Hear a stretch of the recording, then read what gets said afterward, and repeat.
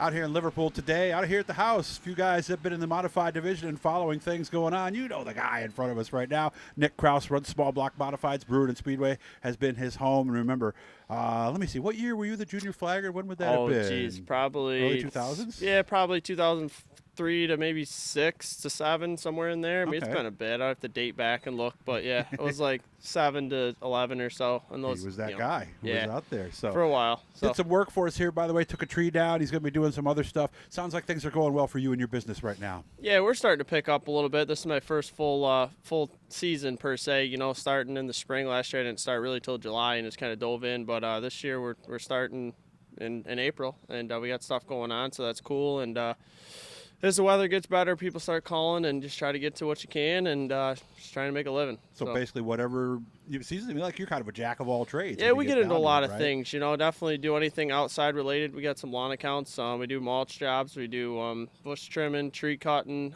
pressure washing. We've been even doing a lot of outside gas line runs, for people for pool heaters this time of year. So that's something that we've been diving into, and do a little bit of concrete work too. Nothing too crazy, but yeah, we do pretty much whatever we got to do. A lot of people like those natural gas flame things too. Back there, so you could run a line and do that. Yeah, too, we do right? a lot of those for outside fire pits also. And so yeah, we definitely do a lot of great things, and I'm just trying to keep going.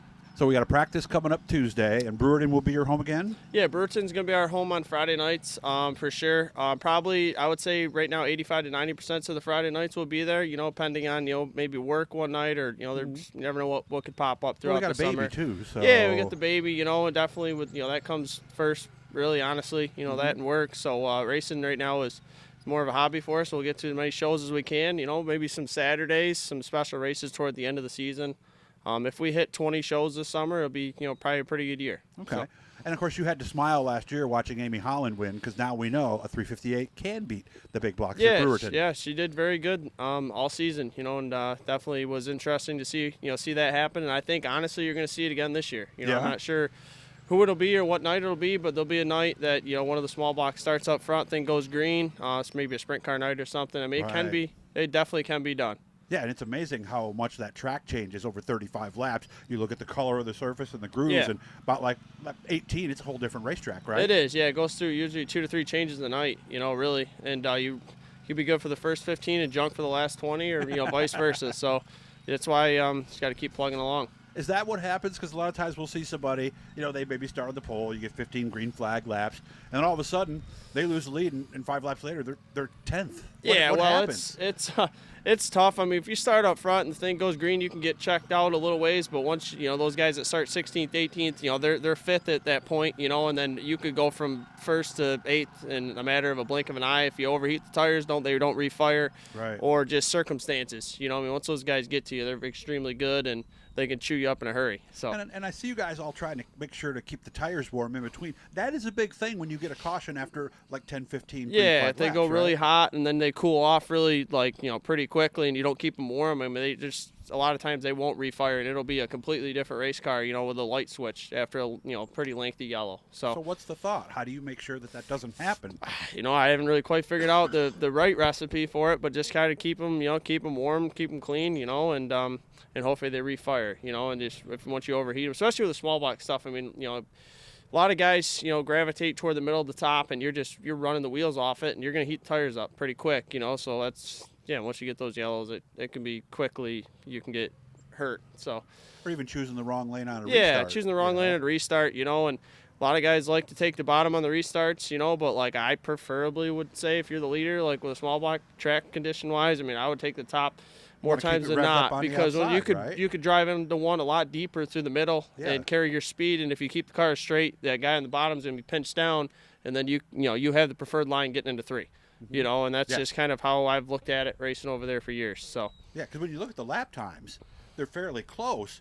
But if you and a big block are next to each other, and let's say something happened in front of you, both had to check up, now you get back on the gas, that's where the big block is. Oh, absolutely, yeah, 100%. Right? Yeah, so it's all about with the small block stuff, momentum. I mean, just really, I mean, it's crate racing on steroids, really, And I mean, you got power more than a crate, but I mean, definitely want to keep it wound up. You know, you can't make too many mistakes. Like big block, you can jump the cushion and stand on it, and more times than not, pull yourself out of it. Okay. Small block stuff you can, but not as good as a big block. So obviously, I would think having a small block outlaw weekend is obviously a huge one for you, right? At Fulton. Yeah, yep. That went back to a 358 show, so that's cool. You know, and yeah, that's definitely a big one for sure. Okay. So, Can-Am, we're going to try to go up there maybe I don't know. once or We twice? haven't really been up there since, what, 20, maybe 21, I think, or whatever. I don't. They didn't race during COVID, did they? Yeah, they did. Then, you know, we might have been up there 1 or 2 shows during COVID because I know we went to Thunder Mountain and traveled a little bit. They ran everything too, around here was shut down. They had like 150 cars. So, too, so but I don't know if we'll get up there this summer. I mean, maybe we'll see, but I mean, they're, you know, Friday nights.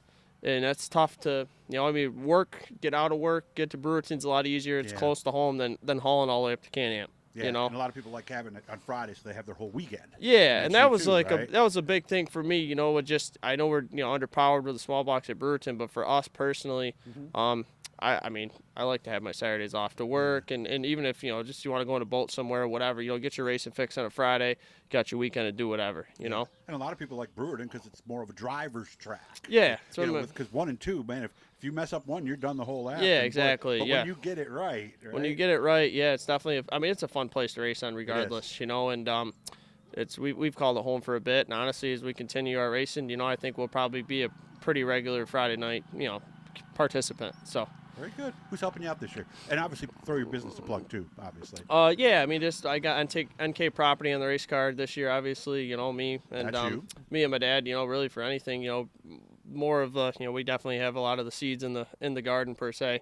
And then my mom with Perfectly Clean D&S Landscapes back with us this year.